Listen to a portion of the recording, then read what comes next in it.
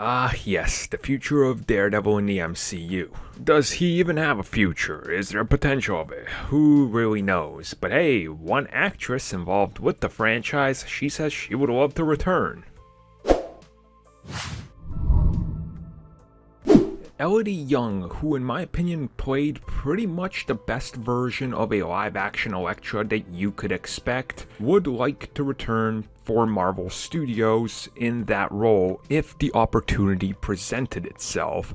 Now, of course, this is one of those big question mark type of deals when it comes to, I guess, the future of not just Daredevil, but everything involving him. And even in a best case scenario, if she was to come back, what would you really do with the character? Because her story sort of ended up wrapping up in the 3 seasons, specifically, by the end of it, you're like, oh, even if they were going to go for a 4th season, it was going to be completely different, you get the sense. And I sort of feel like her story largely wrapped up, unless they were going to do something like The Devil in Cell Block D and then the story that follows it, which would be sort of weird to adapt now as to where Daredevil left off, because going to prison and jumping over to Europe and everything would be a little strange. But again, you never know what they could do. I mean, as always, you adapt and you change elements, so maybe some elements could be swapped around to build it up. And it's one of these things where, again, it's a holdover from a universe that Kevin Feige wasn't really involved with. So who knows what the future holds.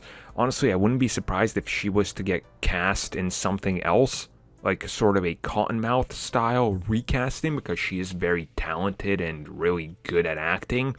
But I just don't think there's any real way we see her come back. And even if we see Daredevil come back, if it's played by Charlie Cox or not again, it's, why would you do it? Like, it just doesn't have any sort of story resonance to bring her back. Like, I'm back.